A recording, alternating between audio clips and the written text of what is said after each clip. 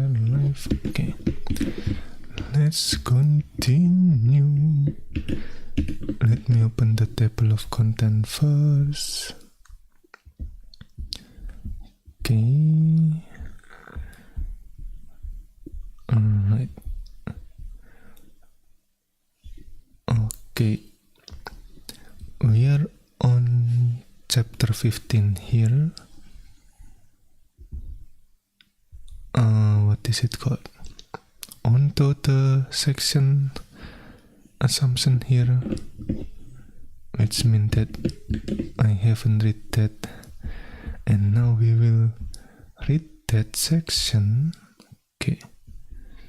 The crux of the problem: how to efficiently and flexibly virtualize memory. How can we build an efficient virtualization of memory? How do we provide the flexibility needed by application? How do we maintain control over which memory location an application can access, and thus ensure that application memory access are properly restricted? How do we do all this efficiently?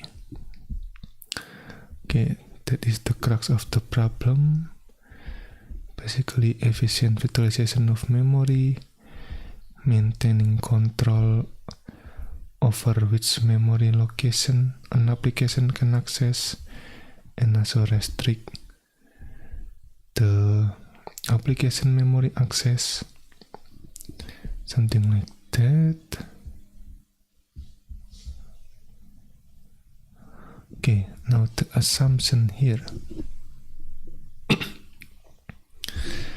Our first attempt at virtualizing memory will be very simple, almost lovably so. Is that how to pronounce this? Maybe. Go ahead, love all you want. Pretty soon it will be the operating system laughing at you. When you try to understand the ins and outs of TLB, multi-level page table, and other technical wonders, don't like the idea of the operating system laughing at you? Well, you may be out of luck then. That's just how the operating system rolls.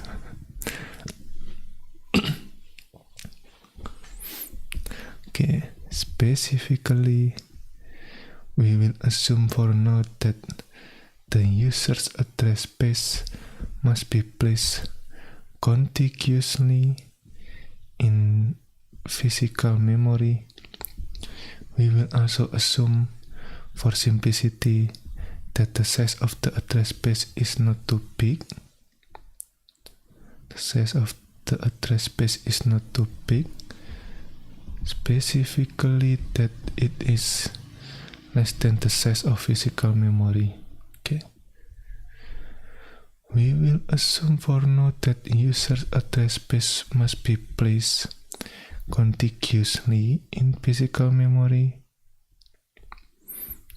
We will also assume, for simplicity, that the size of the address space is not too big. Specifically, that it is less than the size of physical memory. Finally, we will also assume that its address space is exactly the same size. Oh, we will also assume that its address space is exactly the same size. Okay, interesting. Is there any scenario where the address space is not exactly the same size with its process? Maybe something like that.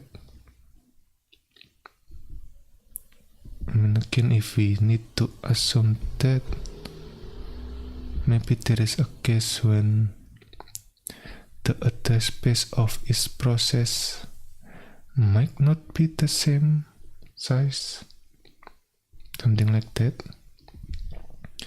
Don't worry if these assumptions sound unrealistic. We will relax them as we go, thus achieving a realistic virtualization of memory. Don't worry if these assumptions sound unrealistic. We will relax them as we go, thus achieving a realistic virtualization of memory. Okay, an example to understand better what we need to do to implement address translation and why we need such a mechanism. Let's look at a simple example. Imagine there is a process whose address space is as indicated in figure 15.1. What we are going to examine here is a short code sequence. Wait a minute. To understand better what we need to do to implement address translation and why we need such a mechanism, let's look at a simple example. Okay, imagine there is a process whose address space is as indicated in figure 15.1. What we are going to examine here is a short code sequence that loads a value from memory, increment it by 3. Okay. Load a value from memory, increment it by 3, and then stores the value back into memory. Okay. You can imagine the C language representation of this code might look like this. Alright, this one. Yeah, we didn't return anything here. I assume we also didn't have any parameter. Okay. Thanks, Perry. Line of code we are interested in. Okay.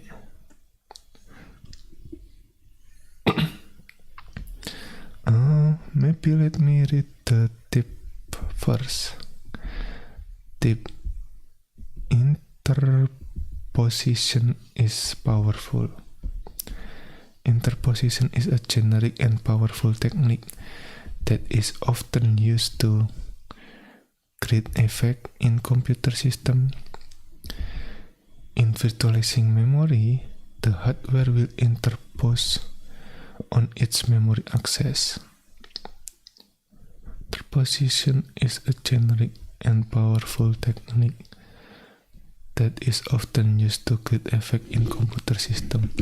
Let me check that.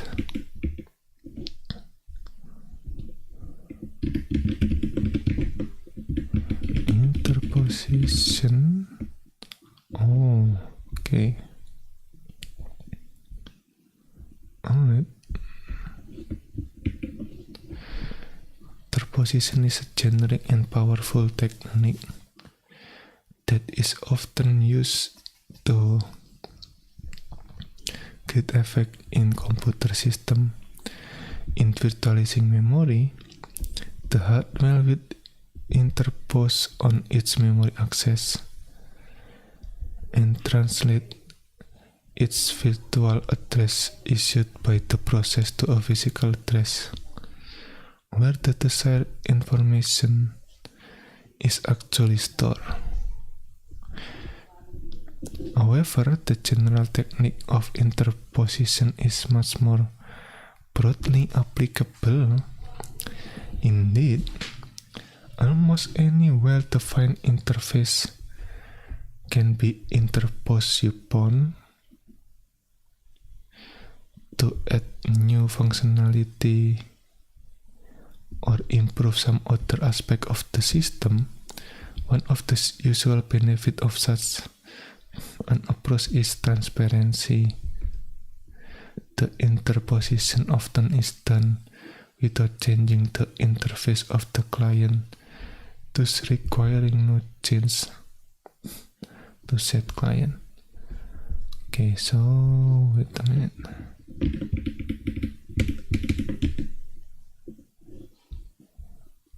Okay, right.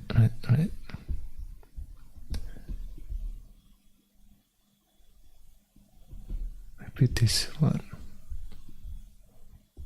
Okay, so maybe the interposition here means in this context something like this. Virtual address, something like this, and then translation, and then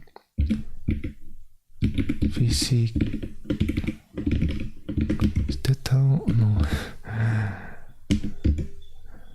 Physical address, maybe something like this. The interposition in this case mean, so we interpose the virtual address here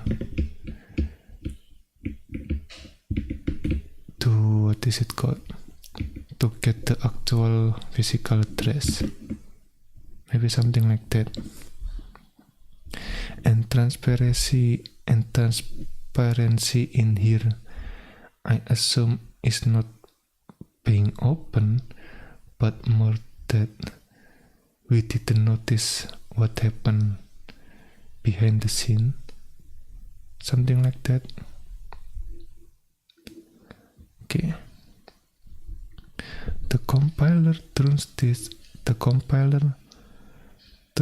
line of code into assembly, which might look something like this. In x86 assembly, use object-temp on Linux or OTool on Mac to disassemble it. Okay, thing like this, then this, and then this. Move L. Okay.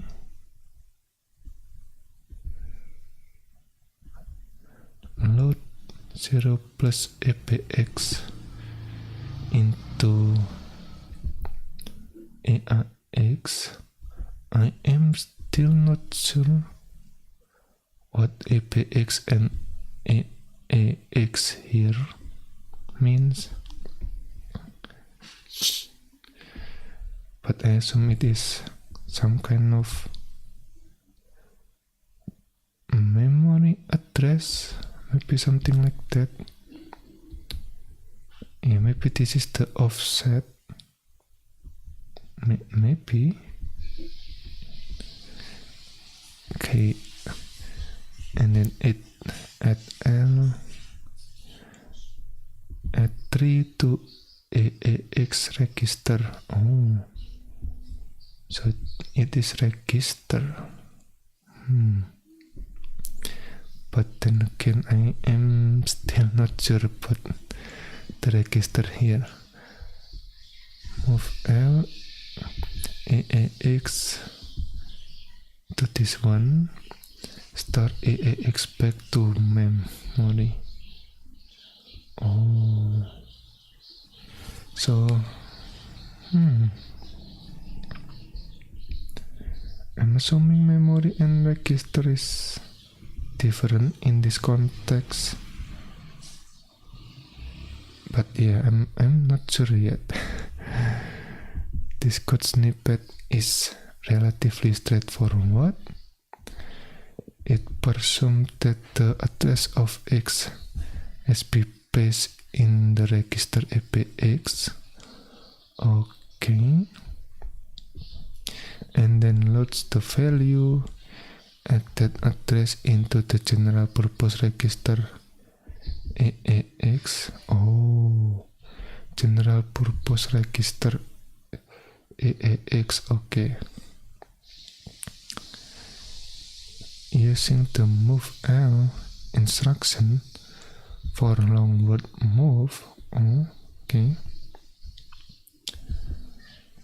The next instruction, add 3 to AAX. Add 3. Oh, this one. Okay. Add 3 to AAX.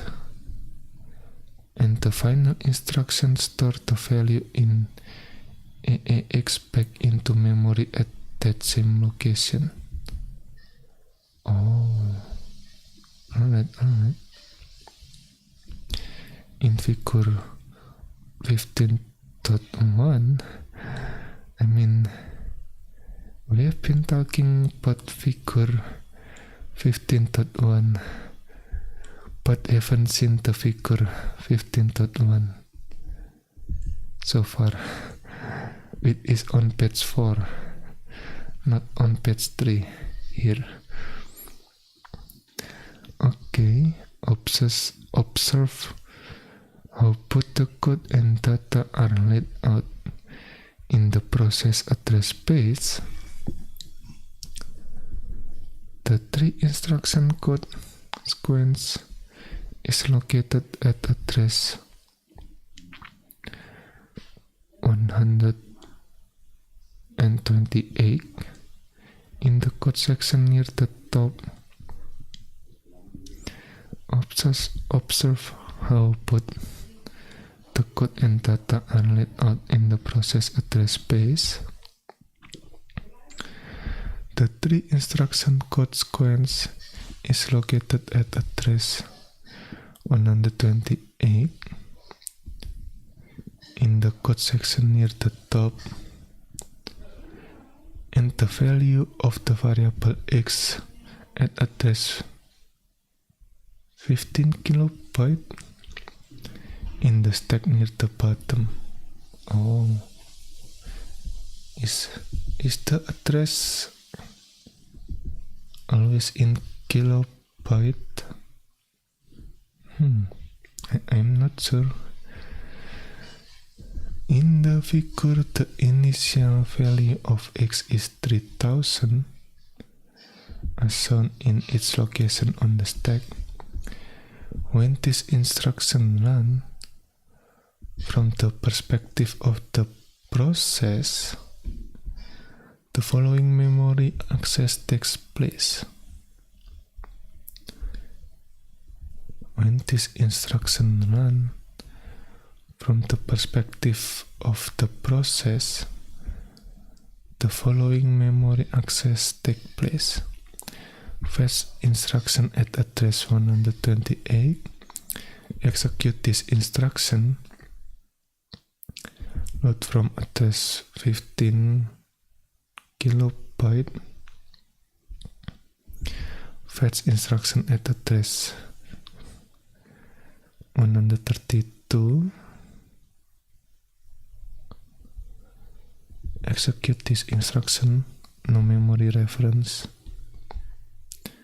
Fetch the instruction at address 135. Execute this instruction. Store to address 15 kilobyte. Oh, I'm assuming this one, instruction at address 135, is the assignment here, I guess. So this is the first instruction, this is the second instruction, and this is the third instruction. Maybe something like that.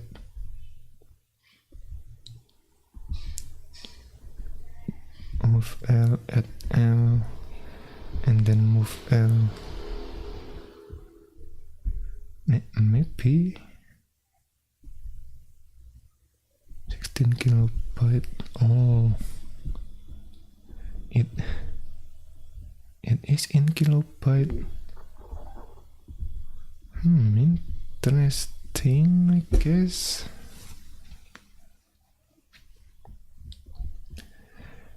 Now this make me kind of curious.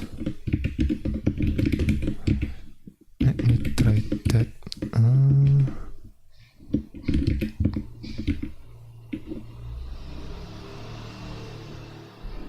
What is it called? Trace translation. Yeah, let's try that out. I want to see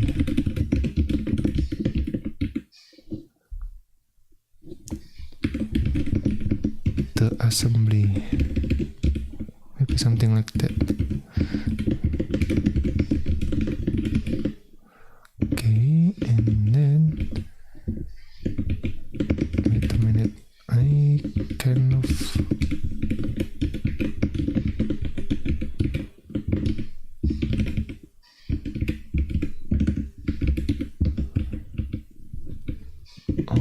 okay.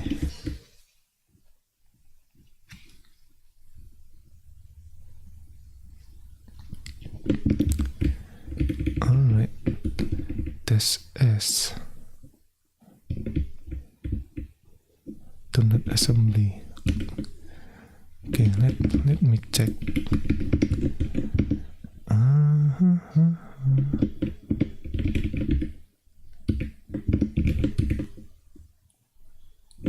Okay, yeah. There is this one. Is it only? Okay, only the assembly file, I guess. Assembler source. Okay, let me check.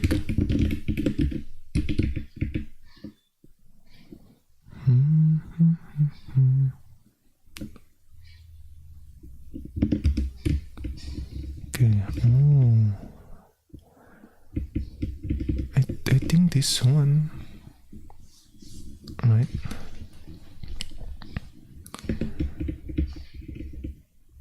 Move L. Okay, but we are using register RPP, not APX here. Interesting. And then pop Q. What is pop Q here?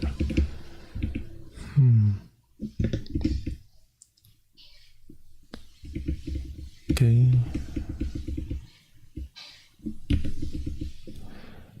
Yeah, I'm still not sure about the assembly result here, I guess. It is something to keep in mind if you want to check the assembly result, I guess, using this test uppercase S flag. Okay, let me continue this.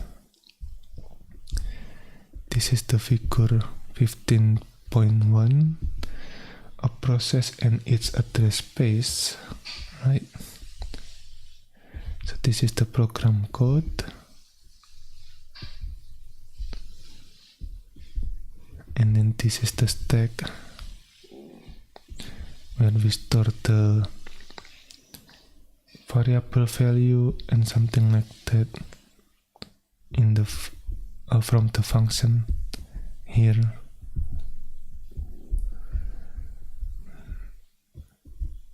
Okay.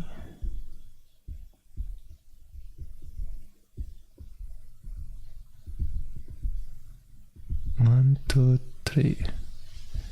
Yeah, I mean, I assume the first instruction is this one, right? We assign a value to X,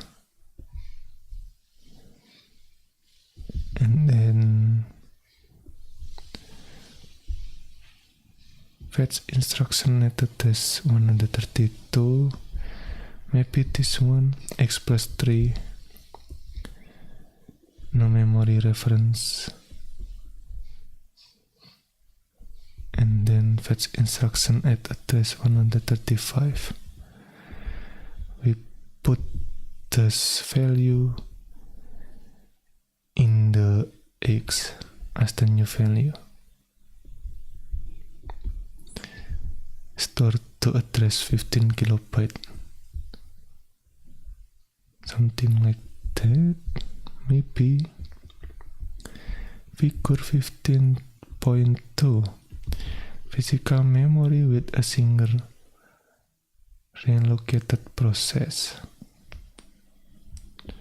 Single relocated process.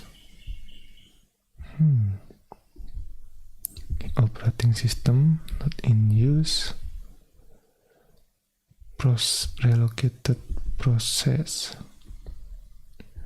Code heap.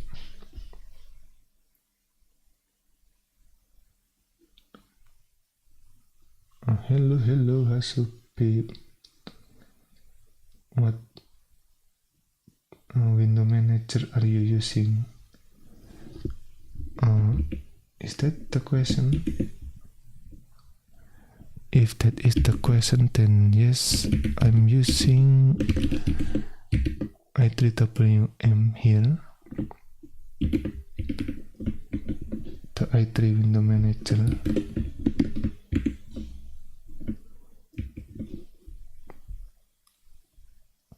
Okay,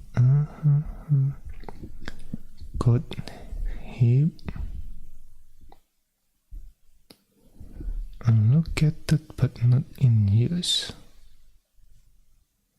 Oh, so between the address space here we are allocated maybe only the memory address, but not use, I guess.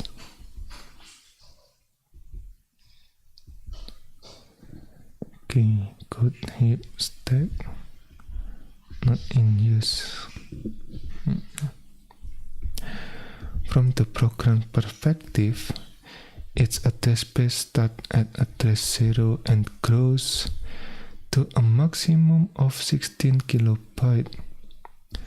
A memory reference it generates should be within this bound. Okay. However, to virtualize memory, the operating system wants to place the process somewhere else in physical memory, not necessarily at address 0. Okay. The operating system wants to place the process somewhere else in physical memory, not necessarily at address 0. Thus we have the problem. How can we relocate this process in memory in a way that is transparent to the process? Again, transparent in here means that the process didn't realize that we relocate the memory in the physical memory space, something like that. Not open. The transparent in here means how can we provide the illusion of a virtual address space starting at 0 when in reality the address space is located at some other physical address. When in reality the address space is located at some other physical address. How can we provide the illusion of a virtual address space starting at 0 when in reality the address space is located at some other physical address? Okay, an example of what physical memory might look like once this process address space has been placed in memory is found in figure 15.2. What physical memory might look like once this process address space has been placed in memory is found in figure 15.2. In the figure, you can see the operating system using the first slot of physical memory for itself,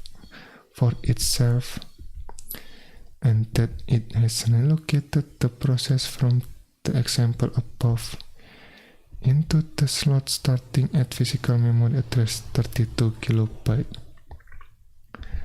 The other two slots are free, 16 kilobyte until 32 kilobyte and 48 kilobyte until 64 kilobyte. Right, this figure 15.2. What is it called? The illustration of physical memory space, I guess. This is the operating system. The operating system takes this much space, and then this block of memory is not in use. The second block of memory is in use, something like that, and then the third one is not in use. Alright. I see. Thanks, sir. Have a good day. Alright, have a good day too. I should be. Okay. Dynamic hardware-based relocation. To gain some understanding of hardware-based address translation, we will first discuss its first incarnation, introduced in the first time sharing machine of the late 1950s, is a simple idea referred to as base and bounds. The technique is also referred to as dynamic relocation. We will use both terms interchangeably. Okay. Dynamic or hardware-based relocation. To gain some understanding of hardware-based address translation, we will first discuss its first incarnation, introduced in the first time sharing machine of the late 1950s, is a simple idea referred to as base and bounds. This technique is also referred to as dynamic relocation. We will use both terms interchangeably. Okay. From this figure 15.2, I am kind of curious. Do this allocated but not in use also take up the space in the physical memory? Like, do we use some kind of placeholder for the virtual memory space, virtual address space, something like that? Yeah, I'm still not sure. Okay. There's a lot of things that I'm not sure. Specifically, we will need two hardware registers within each CPU. One is called the base register, and the other the bounds, sometimes called limit register. Okay. Two hardware register. Okay. This base and bounds pair is going to allow us to place the address space anywhere we would like in physical memory, and do so while ensuring that the process can only access its own address space. Okay. This base and bound pair is going to allow us to place the address space anywhere we would like in physical memory, and do so while ensuring that the process can only access its own address space. Ensuring that process can only access its own address space. In the setup, each program is written and compiled as if it is loaded at address 0. However, when a program starts running, the operating system decides where in physical memory it should be loaded and set the base register to that value. The setup, its program is written and compiled as if it is loaded at address 0. However, when a program starts running, the operating system decides where in physical memory it should be loaded. Okay, as if it is loaded at address 0, right? When its program written and compiled. When the program starts running, the operating system decides where in physical memory it should be loaded and set the base register to that value. The base register to that value. Okay. In the example above, the operating system decides to load the process at physical address 32 kilobyte and to set the base register to this value. And to set the base register to this value. Interesting things start to happen when the process is running. Now, when any memory reference is generated by the process, it is translated by the processor in the following manner. Okay. Physical address, virtual address plus base. Okay. So I'm assuming the virtual address in here means the offset. So we have the base address, and then we have the offset here, the virtual address for the program or the process, something like that. Its memory reference generated by the process is a virtual address. The hardware in turn adds the contents of the base register to this address, and the result is a physical address that can be issued to the memory system. Add the content of the base register. Oh.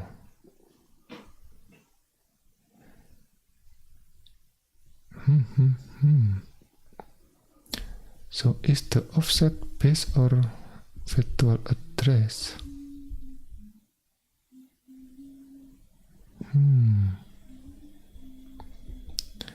I mean, add the content of the base register to this address. And what is the content of the base register in here means? To understand this better, let's trace through what happens when a single instruction is executed. Specifically, let's look at one instruction from our earlier sequence. Okay, this one. Let me try something here.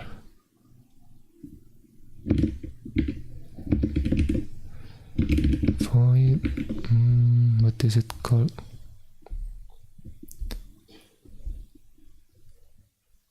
Func, okay. Func void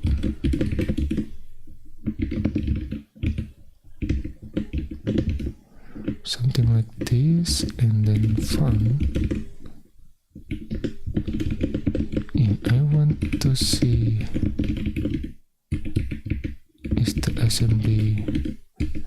assembler the same?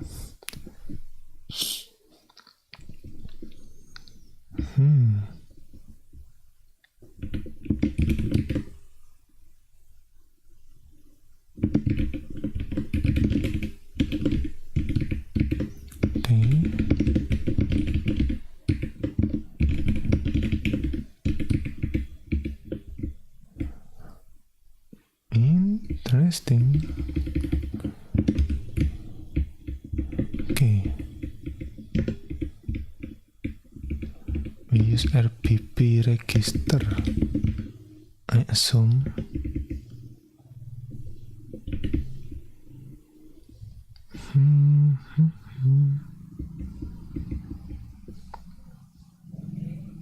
Alright. Now let's try putting this here. Yeah, I want to check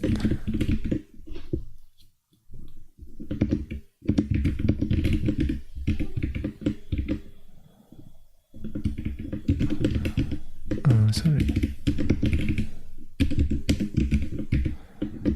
I want to check if using the, what is it called, function parameter is different or not. Let's find out.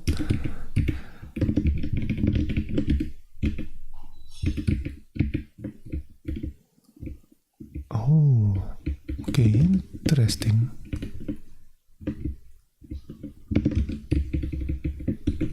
This is the func, and then this is the main. At least there is some difference with the placement, with the order. I mean, I'm not sure if that have any effect though. Like the placement of the function, except for maybe some reference.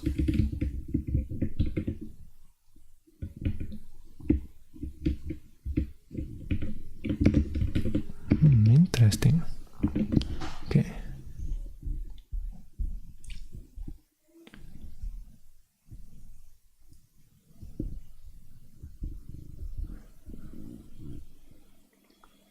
Hello, SD. How long have you been programming for? I don't remember.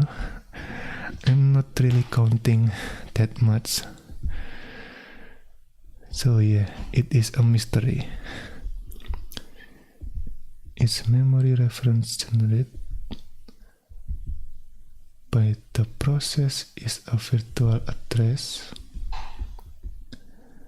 The hardware in turn adds the contents of the base register to this address, and the result is a physical address that can be issued to the memory system.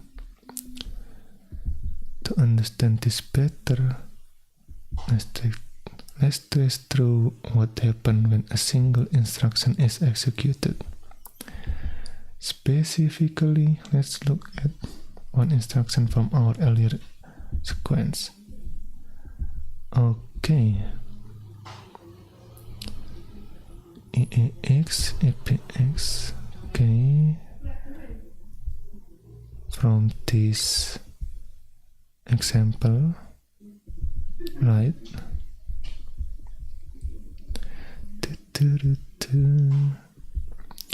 the program counter PC is set to 128. When the hardware needs to fetch this instruction, it first adds the value to the base register value of 32 kilobyte to get a physical address of what is it called? 32896. Oh, okay. The hardware then fetch the instruction from that physical address. Okay, wait a minute. Let me try that. 32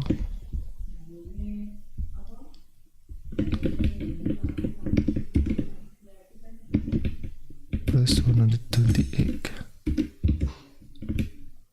Okay, 32896. Alright. So maybe the virtual address in here is the offset. So in my mind, it's like we have this base address in the physical address, and the offset is the virtual address, maybe something like that. And then we got this physical address, right? By adding the base to the virtual memory address. Maybe that will then fetch the instruction from that physical address. Next, the processor begins executing the instruction. At some point, the process then issues the load from virtual address 15 kilobyte, which the process takes and again adds to the base register, getting the final physical address of 47 kilobyte, and thus the desired content. Transforming a virtual address into a physical address is exactly the technique we refer to as address translation. That is, the hardware takes a virtual address, the process thing it is referencing, and transform it into a physical address, which is where the data actually resides. Because this relocation of the address happen at runtime, and because we can move address space even after the process has started running, the technique is often referred to as dynamic relocation. Now you might be asking what happened to the bounce or limit register. After all, isn't this the base and bounce approach? Indeed it is. As you might have guessed, the bounce register is there to help with protection. So like the isolated scenario, maybe something like that. Specifically, the processor will first check that the memory reference is within bounds to make sure it is legal. In the simple example above, the bounce register would always be set to 16 kilobyte. If a process generates a virtual address that is greater than or equal to the bounds, or one that is negative, oh, interesting, that is greater or equal to the bounds. Interesting. So we cannot get the equal value to the bounds. Alright. Maybe because we start from 0, I guess, or one that is negative. The CPU will raise an exception and the process will likely be terminated. The point of the bound is thus to make sure that all addresses generated by the process are legal and within the bounds of the process, as you might have guessed. We should note that the base and bounds register are hardware structure keep on the chip. Oh, the base and bound register are hardware structure keep on the chip. One pair per CPU. Okay. Sometimes people call the part of the processor that have bit memory. Sometimes people call the part of the processor that have bit address transaction the memory management unit. Okay, MMU is part of the processor. Okay. As we develop more sophisticated memory management technique, we will be adding more circuitry to the MMU, memory management unit. Okay, a small aside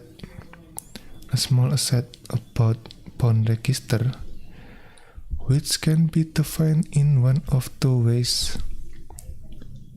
In one way as above, it holds the size of the address space, and thus the hardware checks the virtual address against it first before adding the base.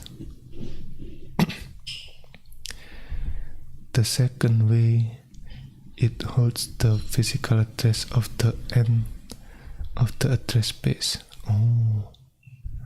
A small aside about bound register. Okay. About bound register, it holds the size of the address space.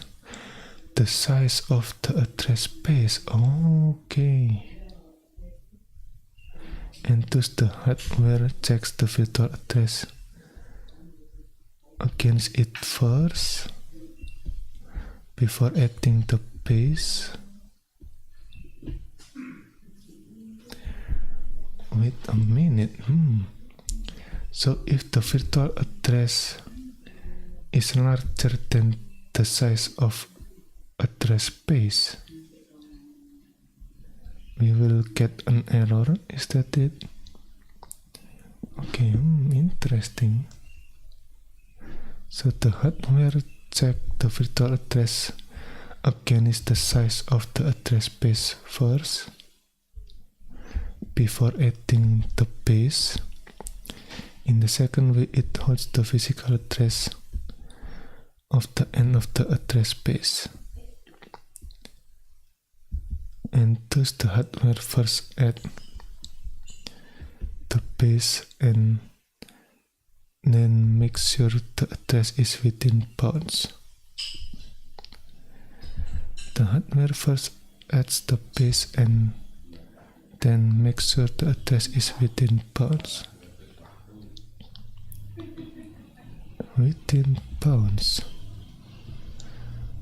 Both methods are logically equivalent. For simplicity, we will usually assume the former method. The former method, one of two ways.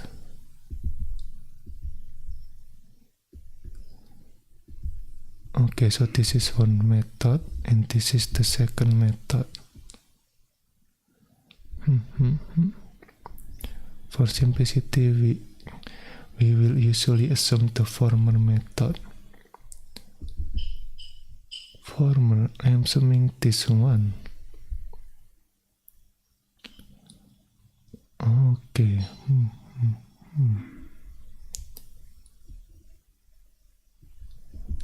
address space of the end of the address space. And to start, we'll first add the base and then make sure the address is within ports. Yeah, that kind of make me curious. If the address space larger than the actual, what is it called? Actual physical space, physical memory space, what would happen? Yeah, well, before I'm continuing to this example translation, let me check at the aside. Is there any aside? I did read this tip. I did read the crux. So yeah, maybe starting out from this aside. Okay. In the early days, before hardware support arose,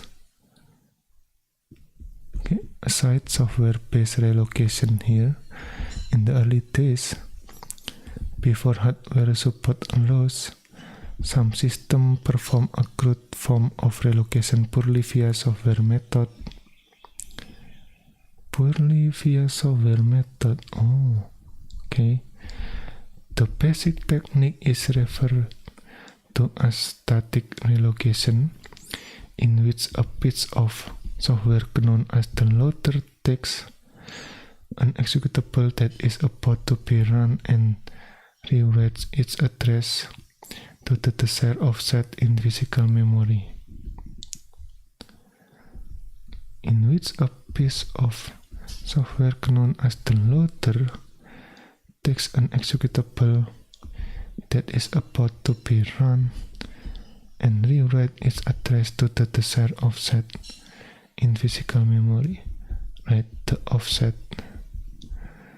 in physical memory. For example, if an instruction was a load from address 1000 into a register, for example this one, and the address space for the program was loaded starting at address 3000 and not 0, as the program thinks, the loader would rewrite the instruction to offset its address by 3000. For example, this one, right? In this way, a simple static relocation of the process address space is achieved, right? So the loader from the operating system, I assume, would rewrite the instruction to offset its address. However, static relocation has numerous problems. First and most importantly, it does not provide protection, as process can generate bad address and thus illegally access other process or even operating system memory. In general, hardware support is likely needed for true protection. Another negative is that once placed, it is difficult to later relocate an address space to another location, right? Another negative is that once we place the memory location, it is difficult to later relocate an address space to another location. Alright, and then let me read this tip. Hardware-based dynamic relocation. With dynamic relocation, a little hardware goes a long way. Namely, a base register is used to transform virtual address generated by the program into physical address.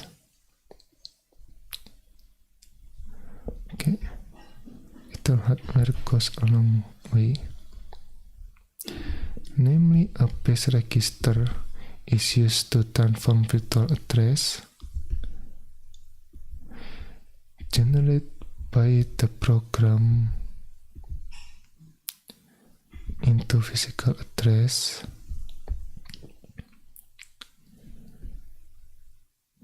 A bounds or limit register ensure that such addresses are within the confines of the address space. Together, they provide a simple and efficient visualization of memory. Okay, base and bound. Alright, I think we will read this on the next session, the example translation here. So that's it for now. Thank you for watching and see you next time. Bye bye.